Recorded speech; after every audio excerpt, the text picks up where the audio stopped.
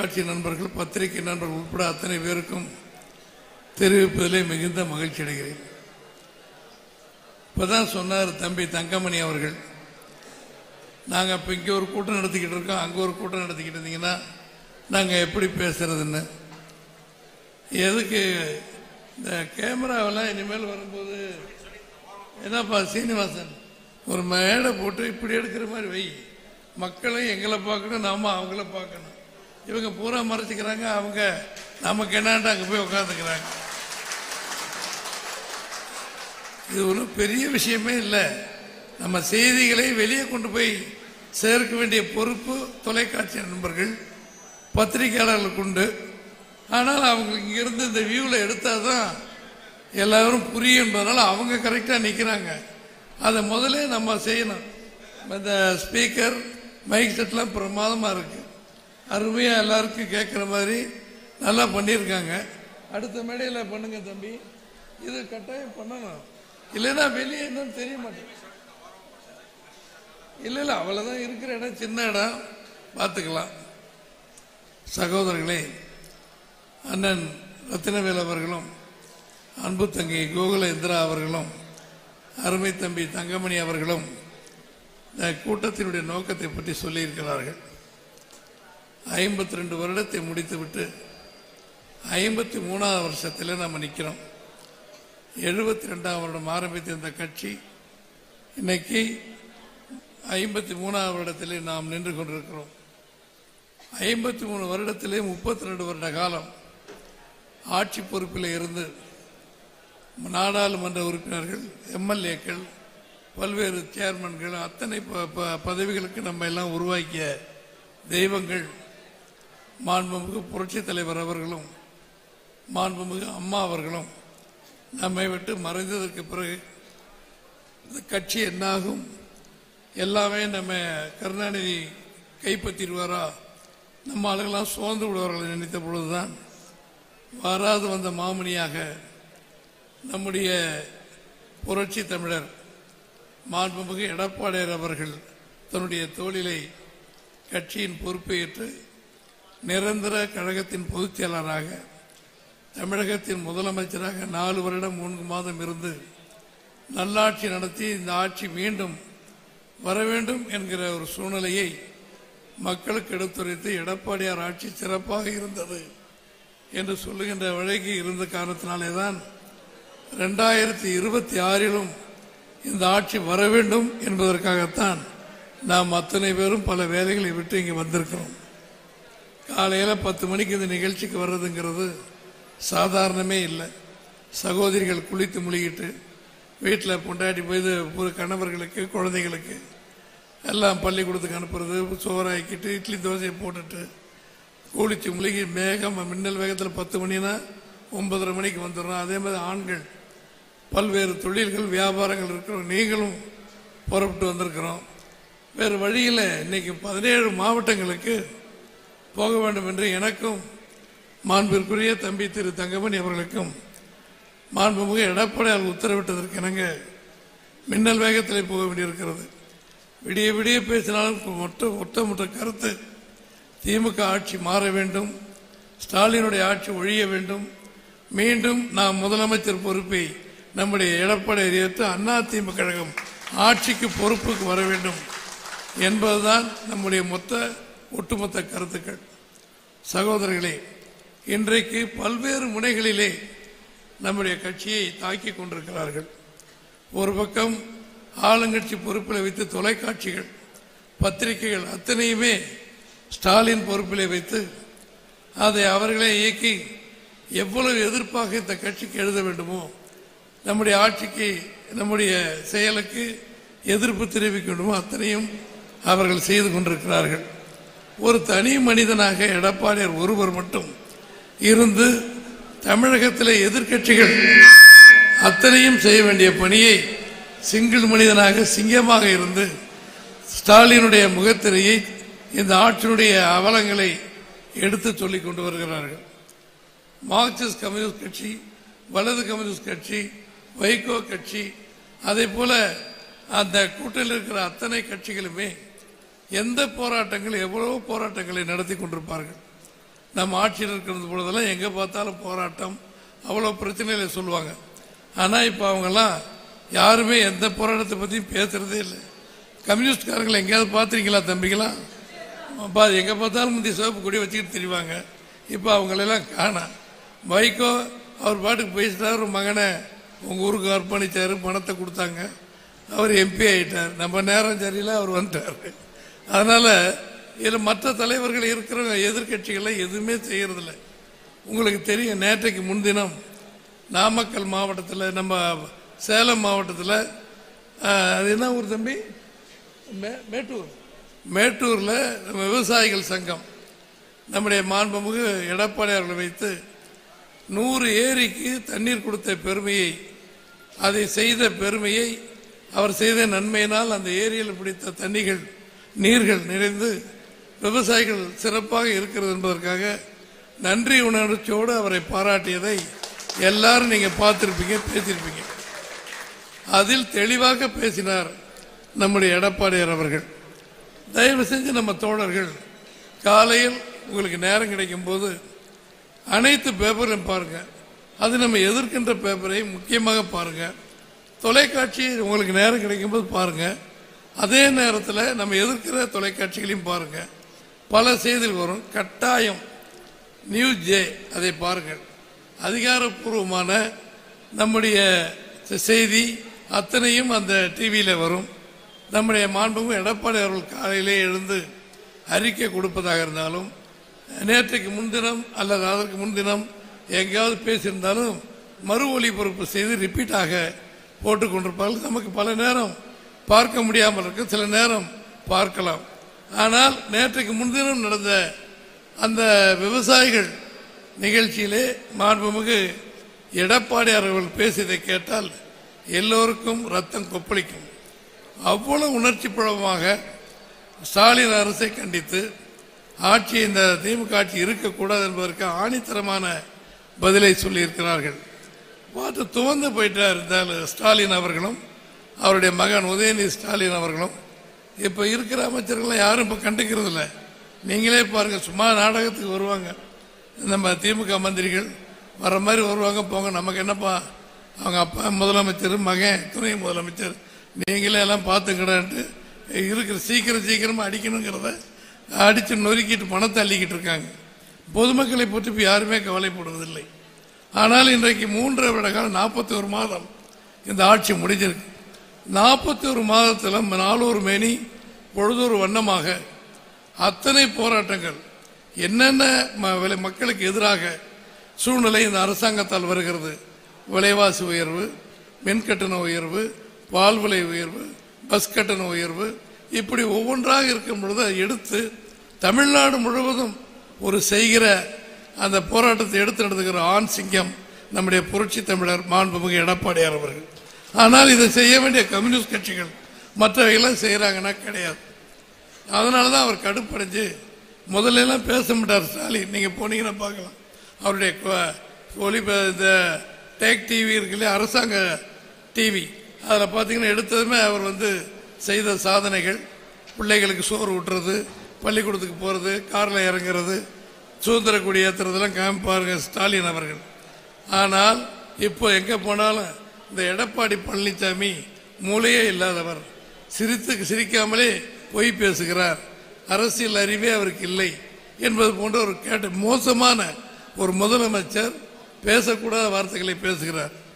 அதற்காகத்தான் நம்முடைய எடப்பாடியார் அவர்கள் நேற்றைக்கு முன்தினம் பல கூட்டங்கள் அவர் பேசியிருந்தாலும் கூட அந்த விவசாயிகளுக்கு பாராட்டு கூட்டத்தில் சொன்னார்கள், உண்மையிலே ஸ்டாலினுக்கு அரசியல் ஆண்மை இருந்தால் அவருடைய 41 மாதத்திலே அவர் செய்திருக்கிற சாதனைகள், எங்களுடைய ஆட்சியிலே இருக்கிற தவறுகள், அவர் ஒரு பக்கம் பேசட்டும், நான் ஒரு பக்கம் பேசி எங்கள் ஆட்சியுடைய சாதனைகள், திமுக ஆட்சியுடைய குறைகளை சொல்கிறேன். அரசியல் ஆண்மை இருந்தால் ஒரே மேடையை போடுங்கள், நான் வர தயார், இடத்தை சொல்லுங்கள் அப்படின்னு கேட்டார் நம்முடைய எடப்பாடியார் அவர்கள். ஆனால் பதில் இன்னைக்கு வரைக்கும் வரல. அவர் மகன் சொல்றார், நான் ரெடிங்கிறார். யானை ஒரு சிங்கம் கேட்டால் இன்னொரு சிங்கம் இருக்கிற ஆள் சொன்னால் பரவாயில்ல, ஒரு எலிக்குட்டி திடீர்னு நான் வந்துடுறேன்னு எட்டி பார்த்துக்கிறதா என்ன அர்த்தம்? சிங்கமும் எலி ஒன்றாக முடியுமா? அவர் உதயநிதி ஸ்டாலின் நான் சொல்றேங்கிறார். அதான் தம்பி உதயகுமார், நம்ம முன்னாள் அமைச்சர், பேரவையினுடைய செயலாளர், இன்னைக்கு நம்ம ஜெயக்குமார் அவர்கள், நாங்கெல்லாம் ரெடினர், யாருமே தேவையில்லை.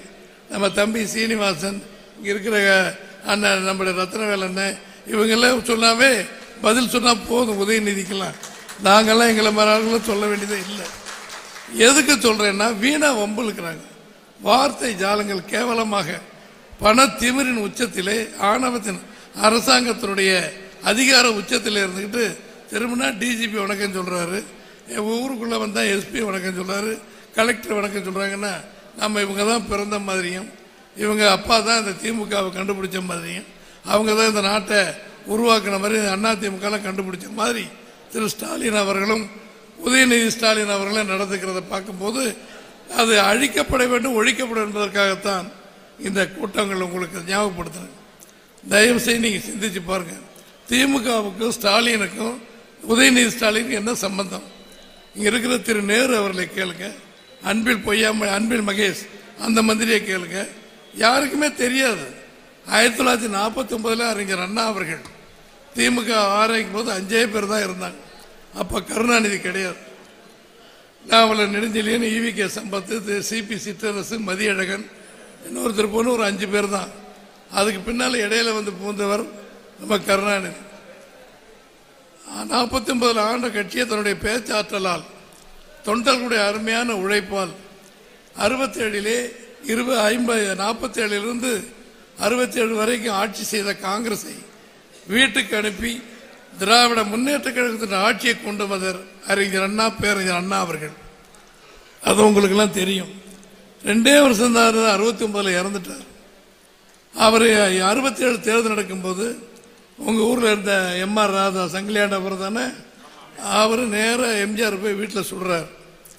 இவர் தொலைஞ்சிட்டார்னா திமுக ஜெயிக்காது, காங்கிரஸ் வந்துடும் சொல்லி அன்னைக்கு அவர் காங்கிரஸுக்கு சப்போர்ட்டா இருந்தார்.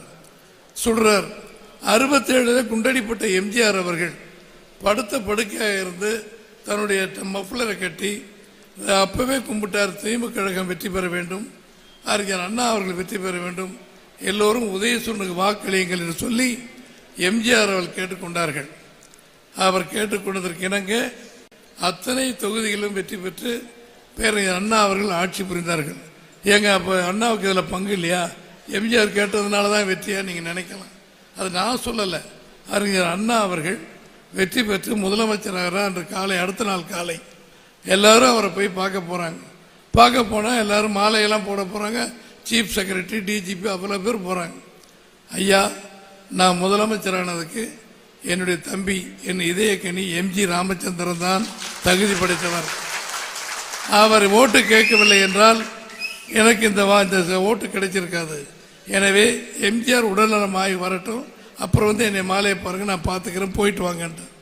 இந்த செய்தி புரட்சி தலைவர் எம்ஜிஆருக்கு தெரிந்த உடனே, அப்போல்லாம் செல்போன் கிடையாது, ஒன்றும் கிடையாது, தொலைபேசி மூலமாக பேசி, அண்ணா மக்கள் உங்களை தேர்ந்தெடுத்திருக்காங்க, நீங்கள் ஆட்சிக்கு போங்க, மக்கள் எல்லாரோட மரியாதை ஏற்றுக்கணும் சொன்னதுக்கு பின்னால அந்த மரியாதையை வாங்கினார்.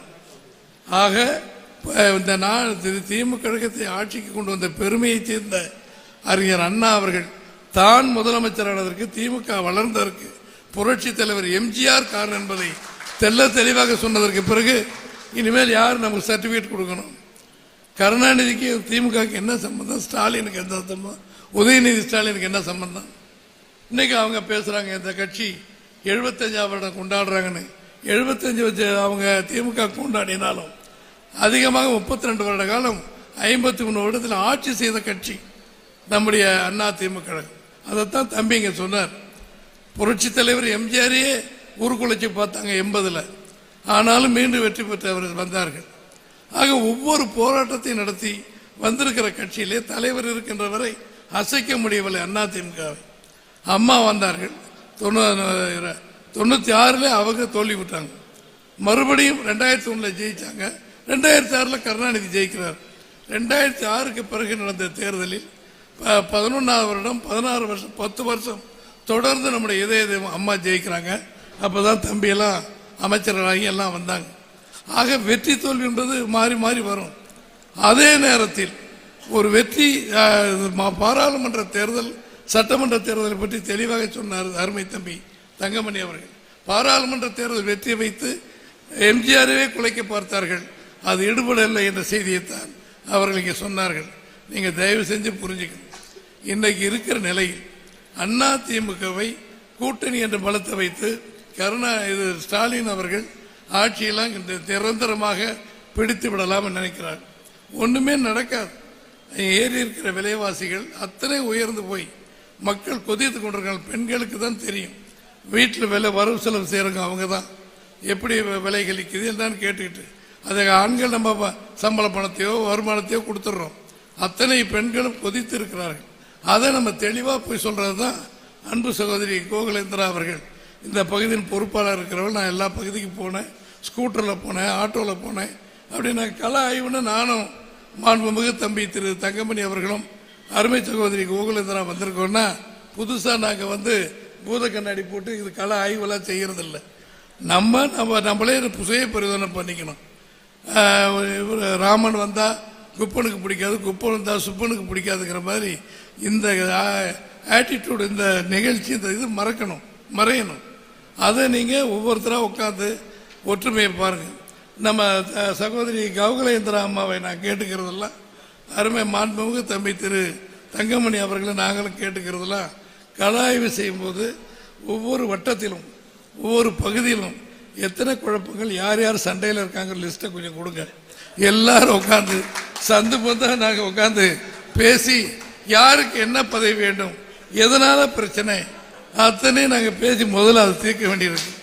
உங்கள் பணி அதுதான். எங்களுக்கு அண்ணன் சொல்லியிருக்காரு. நீங்கள் புரட்சி தலைவர் எம்ஜிஆர் இருக்கும்போது கார்டும் தேவையில்லை, ஒன்றுமே தேவையில்லை. அவர் சின்னம்னு அறிவிச்சிட்டாரு, வானொலியில் சொல்கிறாங்க.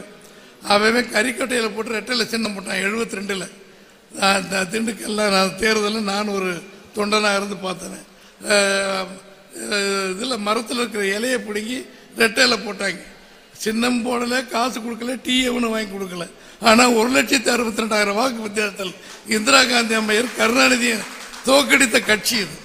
அந்த தலைவன் பின்னால் நம்ம இருக்கிறோம். இங்கே நாங்கள் பேசும்போது தம்பி சொன்னார் தங்கமணி அவர்கள், சந்து புந்தெல்லாம் கோஷ்டியாக இருக்குது நம்ம ஊரில், அதை தீர்க்கணும். நம்ம மேடையில் பேசி ஒன்றும் பண்ண முடியாது, முதல்ல அதுக்கு ஒரு செக் வைக்கணும்னு சொல்லியிருக்கிறாரு. நான் சகோதரி கோகுலாம்மா அவர்கள் திறம்பட நாடாளுமன்ற சட்டமன்ற அமைச்சர் பொறுப்பேற்று அம்மா காலத்தில் நாங்கள்லாம் எல்லாரும் ஒன்றாக செயல்படுறவங்க, பொறுப்பாக இருந்து எல்லாத்தையும் பார்ப்பாங்க. அதை நீங்கள் முதல்ல ஆய்வு செய்யுங்க. யாரும் தயவுதாச்சுன்னு வேணும். இந்த வட்டத்தில் இந்த வட்ட செயலருக்கு அந்த பிரதிநிதிக்கு பிடிக்கல, இந்த மாவட்ட செயலருக்கு பிடிக்கல, அல்லது இப்போ இன்னொருத்தருக்கு பிடிக்கல, அது இருந்துச்சுன்னா எடுங்க, உட்காந்து பேசுவோம். நம்ம 3 பேரும் உட்காந்து பேசலாம். அதில் சரியாகலைன்னா வேறு நடவடிக்கை பொதுச் செயலர் எடுப்பார். அப்போ பார்க்கலாம். ஆப்ரேஷன் பண்ணலைன்னா வைத்தியம் பண்ண முடியாது.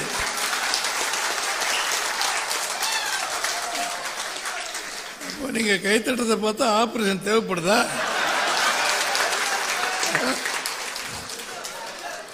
இல்லை, எல்லா ஊர்லேயும் இருக்கு. இப்போ தம்பி மாவட்ட செயலர் நாமக்கல்ல இருக்காரு, நான் திண்டுக்கல் இருக்கேன்னா அது வேறு பிரச்சனை. இங்கே பல குழப்பங்கள் இருக்கிறத சொல்லியிருக்கிறாங்க. இனிமேல் இது ஒரு தடவை இல்லை, பல தடவை வரப்போகிறோம். அப்போ நாங்களாம் பல தெருவில் போய் நாங்களாம் 2 பேர் போய் உட்காந்து கோகுலாம்மா உட்கார வச்சு வட்ட செயலாளர் யார் அவங்கள கூப்பிடுங்கன்னு கேட்டு அங்கங்கே இருக்கிற டீ கடையில் உட்காந்து கூட கேட்டுருவோம். எங்களுக்கு ஒன்றும் புதுசு இல்லை, அது எங்களுக்கு ஆள் இருக்குது, நாங்களும் பேசிடுவோம். அதை சரி செய்யுங்கள். அது பண்ணிட்டாவே போதும். எதுக்கு இது நான் சொல்கிறேன்னு சொன்னால், தீயா கத்தி பல வேலைகளை விட்டு நம்ம எல்லாம் உட்காந்துருக்கோம். 72 இந்த எழுச்சி அப்படியே இருக்குது கட்சியில். ஒரு சாதாரண மனிதன் விவசாய குடும்பத்திலேருந்து பிறந்து ஒன்றிய செயலராகி, கிளை செயலராகி, மாவட்ட செயலராகி, தலைமை பொறுப்பாகி, எம்பி ஆகி, எம்எல்ஏ ஆகி, நெடுஞ்சாலைத்துறை அமைச்சராகி, பொதுப்பணித்துறை அமைச்சராகி, இறைவன் அருளால் இன்றைக்கு முதலமைச்சர் ஆயிருக்கான்னு சொன்னால் தெய்வத்துடன் அருள் அவருக்கு இருக்குது. அன்னைக்கு உங்களுக்கு தெரியும், நீங்கள் பல பேருக்கு பல விஷயங்கள் தெரியாது. நாங்கள்லாம் எம்எல்ஏ ஆகி, நானும் தம்பி திரு தங்கமணி அவர்கள்லாம் மொத்தமாக எம்எல்ஏக்கெல்லாம் ஒரு இடத்துல இருந்து முதலமைச்சர் தேர்ந்தெடுத்துக்கு உட்காந்துருக்கோம். திருமதி சசிகலா அவர்கள் இந்த நாட்டினுடைய முதலமைச்சர் ஆகணும்னு எல்லா நடவடிக்கை எடுத்தாங்க. திரு எடப்பாடி அவர்கள் நாங்கள்லாம் ஒரே ரூமில் தான் இருந்தோம். அவங்க எல்லாம் முடிவு பண்ணிட்டாங்க. 2 நாளில் அவங்க முதலமைச்சர் பதவி ஏற்றுக்கிறதுக்கு எல்லா வேலையும் பண்ணிக்கிட்டு இருக்காங்க.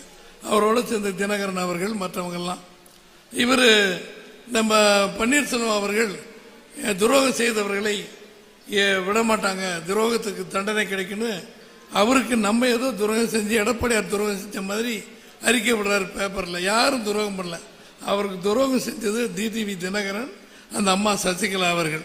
அவங்க தான் அவர் முதலமைச்சர்லேருந்து கையெழுத்து வாங்கிட்டு சசிகலா அம்மா முதலமைச்சராக பார்த்தாங்க.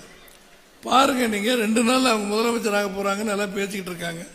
அங்கே நீதிபதி 4 வருஷம் தண்டனைங்கிறாங்க.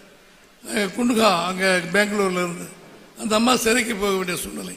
அப்போ இறைவன் அந்த அம்மாவை முதலமைச்சர் ஆகக்கூடாதுன்னு எழுதி வச்சிருக்கிறார்.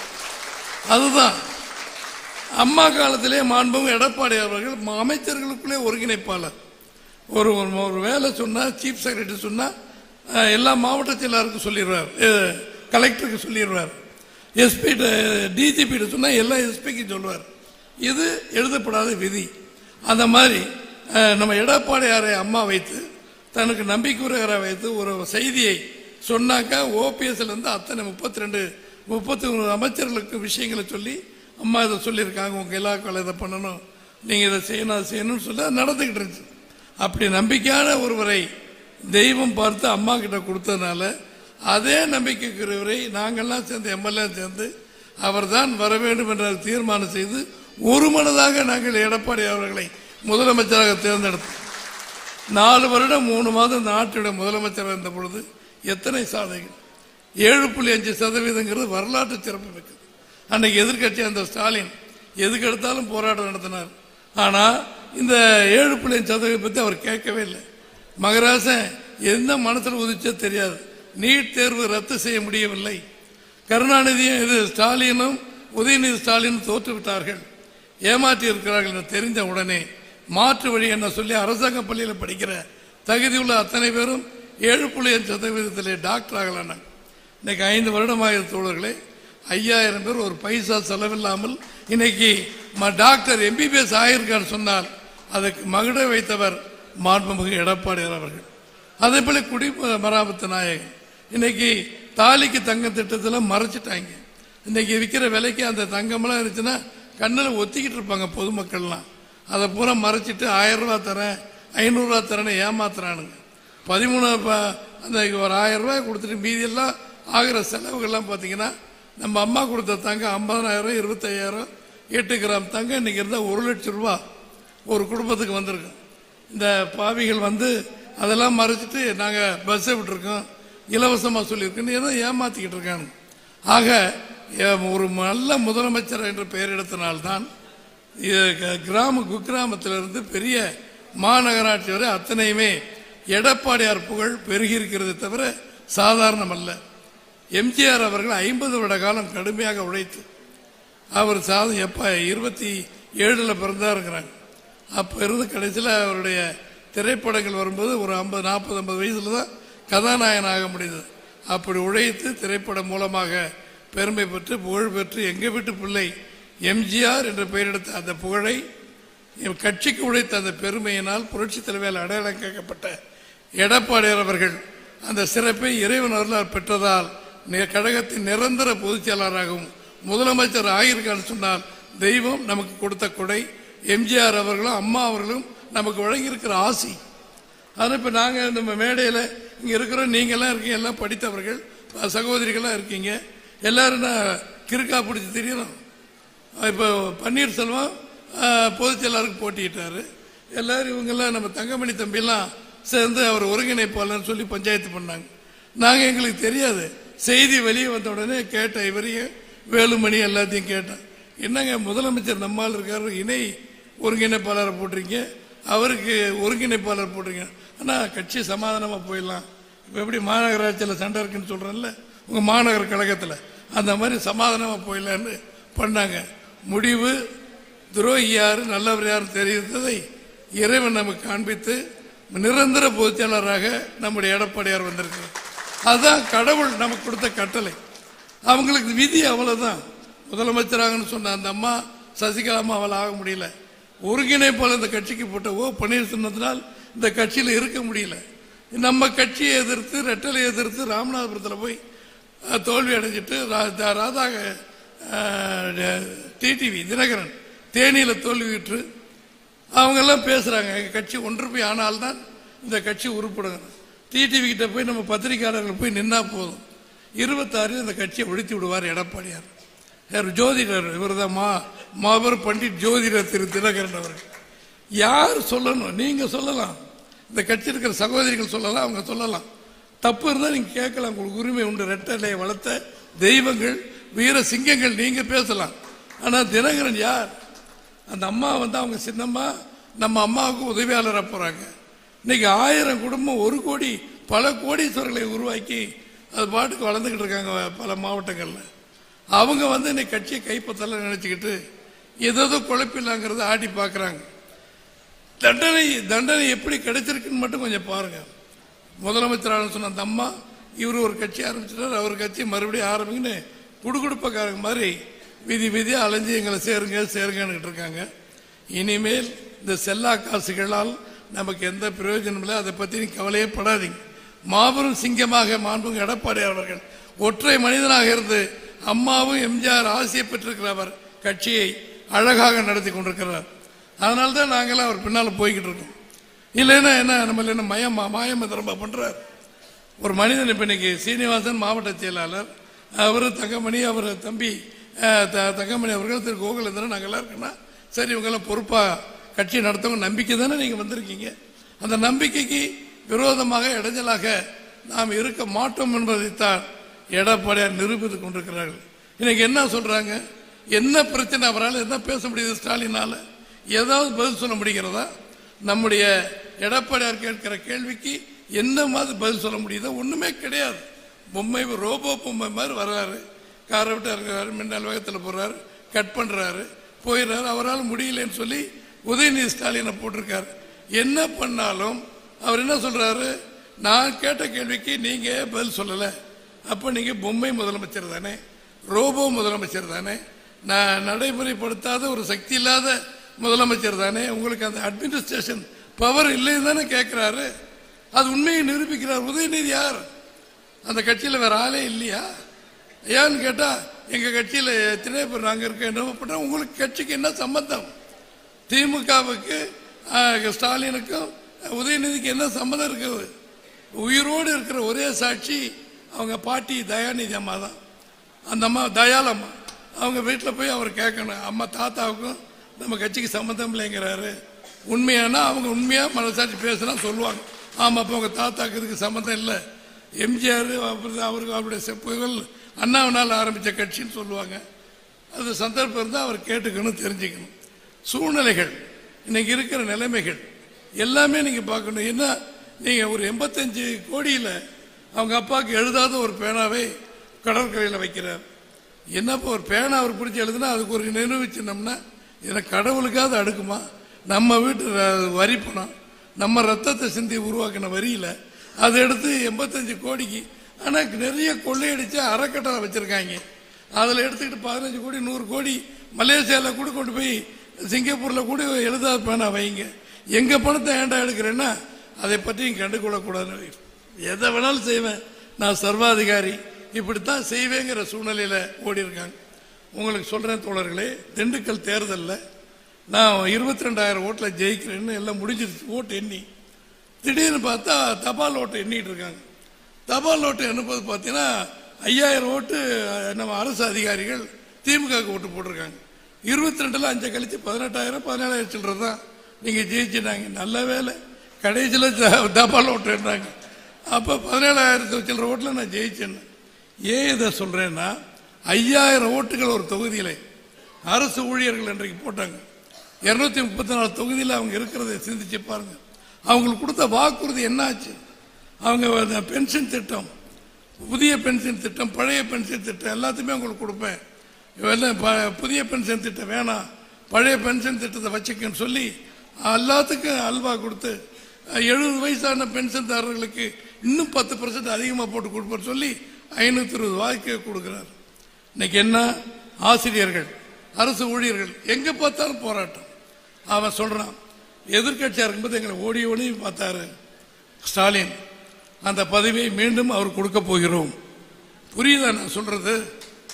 எதிர்கட்சியா இருக்கும்போது கொஞ்சம் சிந்தனை இங்க வைங்கப்பா. வீட்டு பிரச்சனை அப்புறம் யோசிப்போம். யோருங்க. அதாவது ஸ்டாலின் எதிர்கட்சியா இருக்கும்போது அரசாங்க ஊழியர்களை வந்து போராட்டம் நடத்தினா வந்து பார்த்தாராம். இப்ப முதலமைச்சர் ஆனதுக்கு பின்னால வரல. நான் ஆட்சிக்கு வந்த உடனே உங்களுக்கு நன்மை செய்யறேன்னு சொன்னார். அதனால் மீண்டும் அவருக்கு எதிர்கட்சி பதவி தரப்போகிறோம். என்ன அர்த்தம்? தோக்கடிக்க போறோம்ன்றாங்க. நமக்கு பெரிய சாதகம். ஒரு 1 லட்சம் பேர் இன்னைக்கு அரசு ஊழியர்களாக இருக்காங்க. நம்ம போன தடவை எடப்பாடியார் வெற்றி பெறாத போது அந்த 21வது தேர்தலில் 1,90,000 ஓட்டு தான் அவங்களுக்கு நமக்கு வித்தியாசம். 10 கோடி 20 கோடியெல்லாம் இல்லை. வெறும் 2 லட்சம் ஓட்டுக்கு 10,000 ஓட்டு கம்மி. 1,90,000 ஓட்டு தான். அது வாங்கி இருந்தால் இன்னைக்கு ஆளுங்கட்சி அதிமுக கழகம், முதலமைச்சர் எடப்பாடியார். 125 ஓட்டுல ஸ்ரீநகர் சத்யா தோத்துட்டார் அதிமுக. இவங்க தொகுதியில் திருச்செங்கோடு மாவட்டத்தில் 4-5 பேர் 200 ஓட்டு 500 ஓட்டுல தோத்துருக்காங்க. நேற்று புள்ளி விவரங்கள்லாம் சொன்னார். 500 ஓட்டு 1000 ஓட்டுல 43 எம்எல்ஏக்கள், நம்முடைய எம்எல்ஏக்கள் வெற்றி வாய்ப்பு எழுந்துட்டாங்க. 175 பேர் நம்ம இருக்கிறோம் கூட்டணி கட்சியோட. நான் மாண்புமிகு எடப்பாடியார் அவர்கள் தலைமையிலே அதிமுக எம்எல்ஏயும் நம்முடைய கூட்டணி கட்சியை சேர்ந்து 75 பேர். அம்மா இருக்கும்போது 62 பேர் தான். அவங்க 2 பேர் சக்தியும் எடப்பாடியார் கொடுத்து மறுபடியும் 75 ஆக்கியிருக்காங்க. இந்த 43 வந்திருந்தா நம்மளை யாருமே அசைச்சிருக்க முடியாது. இந்த விலைவாசி உயர்வு, இந்த கள்ளக்கடத்தல், கஞ்சா கடத்தல், மது விற்பதல், எங்கே போனாலும் பெண் பிள்ளைகளை நம்பி பள்ளிக்கூடத்துக்கு அனுப்ப முடியல, கல்லூரிக்கு அனுப்ப முடியல, வேலைகளுக்கு அனுப்ப முடியல, சகோதரிகள் தனியாக போக முடியல. மீறி தவறு செஞ்சுட்டு அவங்களை கொலை பண்ணிடுறாங்க. சாட்சிகளே இருக்கக்கூடாதுன்னு. நம்முடைய எடப்பாடி ஆட்சியில் இப்படியெல்லாம் சம்பவங்கள் நடந்தது கிடையாது. முதலமைச்சர் பொறுப்பு எடப்பாடியார் போலீஸை இலாக வைத்திருந்த அவர் கட்டுப்பாட்டில் வைத்திருந்தார்கள். இங்கே எல்லாமே பண்ணிக்கலாம். கஞ்சா விற்கிறது திமுக காரன். எங்க பாருங்க, எங்கேயாவது பாட்டிலுக்கு 10 ரூபா விற்கிறான், இப்போ 20 ரூபா ஆகி போச்சுங்கிறான். அதுக்கு பெரிய சயின்டிஸ்ட் செந்தில் பாலாஜி வந்திருக்காரு. அவர் தான் மதுவிலக்கு மந்திரி. அவரை மறுபடியும் வந்த உடனே தைரியமான தம்பியே வருக, மனதிடம் படித்த தம்பியே வருக, உறுதியான தோழனே வருகன்னு சொல்லி வெட்கம் இல்லாமல் ஒரு லஞ்சம் வாங்கி சிறைக்கு போய் ஜாமீனில் வந்த ஒருவருக்கு முதலமைச்சர் செந்தில் பாலாஜிக்கு வரவேற்பு கொடுக்கறதுனா இதை விட கேவலம் இந்த தமிழ்நாட்டு மக்களுக்கு ஏதாவது இருக்கா? இப்போ என்ன போட்டிருக்கான் அவன், அந்த இடி டிபார்ட்மெண்ட்ல இருந்து மதுவில அந்த புலனாய்வு துறையிலேருந்து போட்டிருக்கான். மந்திரியாக இருக்கிறனால தான் நாங்கள் இதுவரைக்கும் அவருக்கு நாங்கள் ஜாமீன் கொடுக்கல. இப்போ மறுபடியும் அவர் மந்திரி ஆயிட்டாரு. நிச்சயமாக டிரைவர் கண்டக்டரில் லஞ்சம் வாங்கினதை நாங்கள் நிரூபிக்கிறதுக்கு சாட்சிகள் வச்சிருக்கோம். அவர் அடித்த கொள்ளைகளை எப்படியெல்லாம் வெளிநாட்டில் கடத்தினார், திமுக தலைவர்களுக்கு எப்படியெல்லாம் கொடுத்தார்கள் என்பதற்கு ஆதாரம் இருக்கிறது.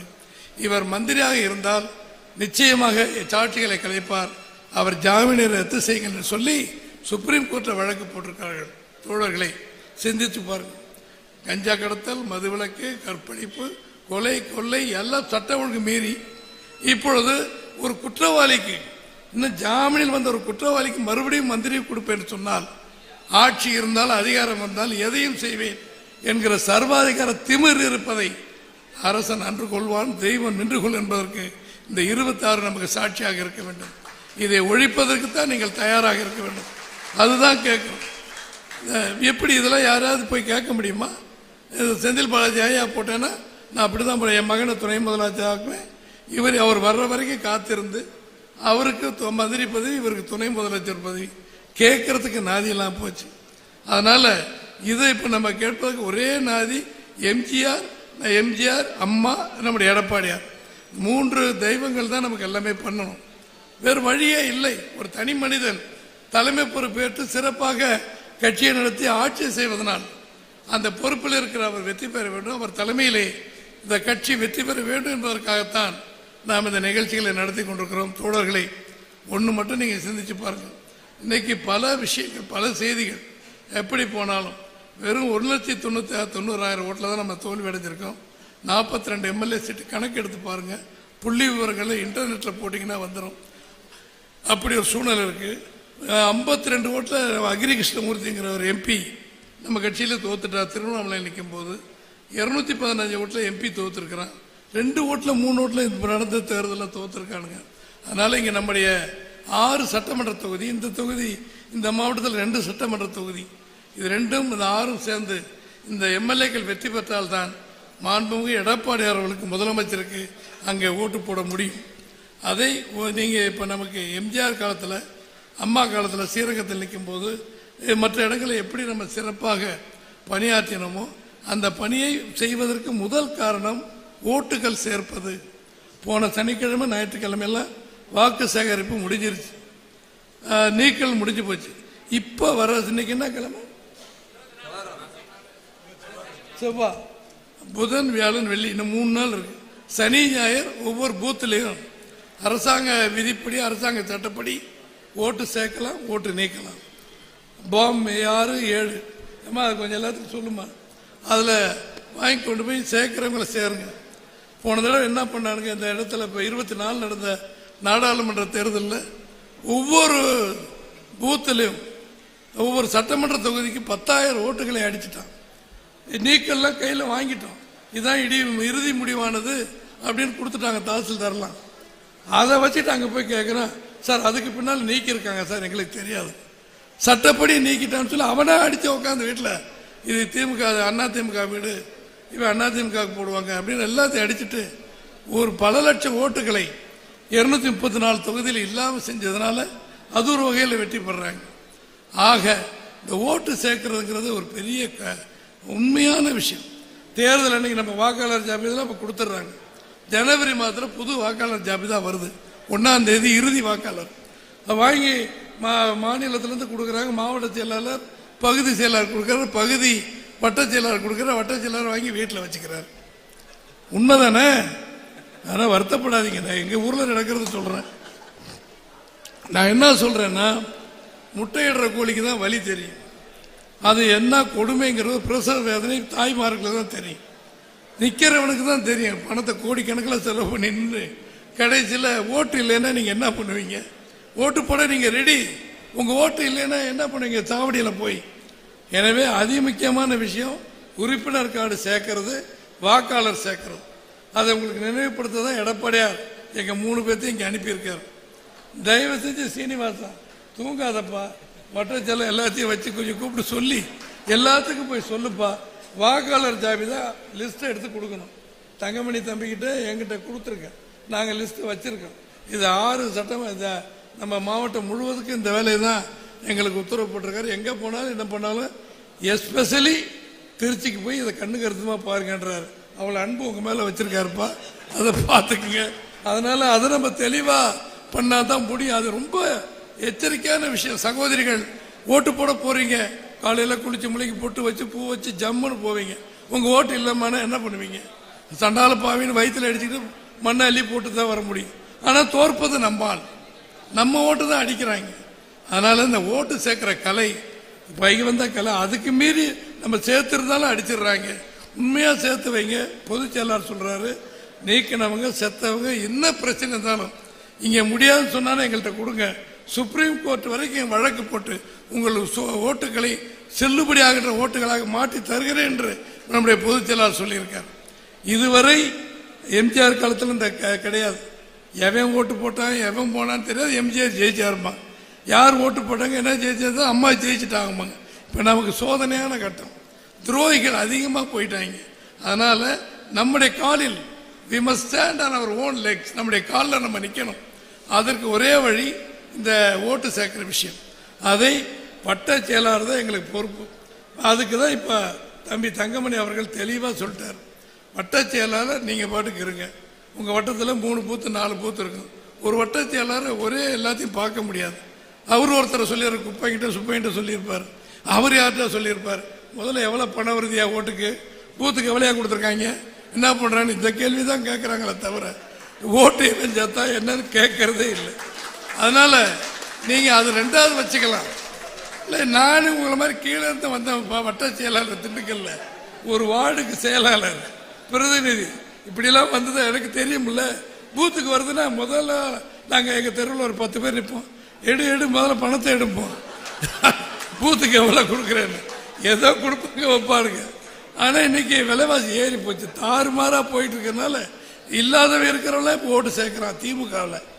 நம்ம ஆளுங்க இருக்கிற ஓட்டே இழந்துடக்கூடாது. எனவே இந்த ஓட்டு சேர்க்கிறதை தயவு செஞ்சு எல்லாரும் கொஞ்சம் உங்க வீட்டு வேலையா பார்த்துங்க. கவுன்சில் நிற்கிறத கேளுங்க, ரத்தம் வரும் அவங்களுக்கு. ஒரு தெருவா கவுன்சில் நிற்கிறாங்க இல்லையா, நீ துணை மேயர் தானே, அப்போ கவுன்சிலர் நிற்கிறீங்க, எத்தனை பேர் வந்திருப்பீங்க, கிராமம் இங்கே கிடையாது இல்லை, அவங்கெல்லாம் கேட்கணும். வீடியோவில் போய் அக்கா ஓட்டு போடுங்க, அம்மா ஓட்டு போடுங்க, மாமா ஓட்டு போடுங்கன்னு கவுன்சிலரை போய் எப்படி தொங்குறீங்க? அதான் எம்பி எம்எல்ஏன்னா யாராவது அப்படி தொங்குறீங்களா? யாராவது வர்றீங்களா? ஆயா பார்த்துக்கிறேன், சிகரெட்டை வச்சுக்கிட்டு போய்கிட்டே இருக்கீங்க, என்னதான் பண்றது?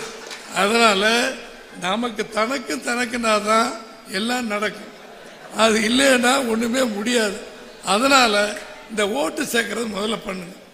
2.25 கோடி ஓட்டு இது உறுப்பினர் சீட்டை இன்னைக்கு மாண்புமிகு எடப்பாடியார் கொடுத்திருக்காரு. உண்மையிலே ஆச்சரியம். அம்மா காலத்திலேயும் நான் பொருளாளராக இருந்தேன், தெய்வம் என்னை நியமிச்சது. மாண்புமிகு எடப்பாடியார் அவர்களும் இப்போ என்னை பொருளாளர் ஆக்கியிருக்காரு. அந்த காலத்தையும் பார்க்குறேன், இந்த காலத்தையும் பார்க்குறேன். அப்பெல்லாம் இந்த உறுப்பினர் சீட்டுக்கெல்லாம் இவ்வளோ ஆர்வம் கிடையாது. ஆனால் இப்போ 2.25 கோடி ஓட்டுக்களை எடப்பாடியார் திட்டமிட்டு செலவழித்து கட்சி பணம் அந்த பணம் இந்த எல்லாத்தையும் போட்டு அருமையாக அடிச்சு எல்லாத்தையும் கொடுத்துருக்காரு. அதை முறைப்படி கொண்டு சேர்க்கணும், வாக்காளர் சேர்க்கணும். இதை மட்டும் நீங்கள் சேருங்க. உதயநிதி ஸ்டாலின் துணை முதலமைச்சராக இருக்க முடியாது, ஸ்டாலின் முதலமைச்சராக இருக்க முடியாது. அண்ணா திமுக ஆட்சி 26 வருவதை எந்த கொம்பனாலும் தடுக்க முடியாது. இது வாய்ச்சொல்லில் வீரம் இல்லை, வாயில நான் 4 முறை எம்பி, 5 தடவை நின்று அம்மா எனக்கு சீட்டு கொடுத்தாங்க. எம்பி தொகுதினா விளையாட்டு, 6 தொகுதிக்கு போயிட்டு வரணும். 4 தடவை நான் வெற்றி பெற்று போனேன். எம்எல்ஏ மந்திரி இப்படியெல்லாம் வந்திருக்க தம்பி தங்கமணி அவர்கள், கோகுலேந்திராக்கள் வந்திருக்காங்க, நம்ம ரத்தினவன் எல்லாம் வந்திருக்கோம்னா உழைப்பு. ஆனால் அந்த உழைப்பு இப்போ நம்ம தோழர்கள்ட்ட ஒரு சோம்பேறித்தனம் இருக்கு. அது காரணம் பன்னீர்செல்வம் டிடிவி தான் குழப்பி வச்சிருக்கானுங்க. உங்கள் ஊரில் கொஞ்சம் அதிகம்னு கேள்விப்பட்டேன், அதெல்லாம் தயவு செய்து தூக்கி எரிஞ்சிருங்க. நீங்கள் இனிமேல் ஒற்றை தலைமை, அது நம்ம எடப்பாடியை நிரூபிச்சிட்டாரு. அம்மாவுக்கும் தலைவருக்கும் வாரிசாக உங்களால் தேர்ந்தெடுக்கப்பட்டிருக்கு என்பதை நிரூபிச்சிட்டாரு. இன்னும் எத்தனை வழக்குகள் வந்தாலும் ரெட்டலை எடப்பாடியார் அண்ணா அந்த நம்முடைய அலுவலகம், ராயப்பேட்டை அலுவலகம், புரட்சி நம்முடைய எடப்பாடியார் கட்சி நிர்வாகம் அத்தனையுமே இன்றைக்கு அவர்களுடைய தயவால் நமக்கு கிடைத்திருக்கிறது.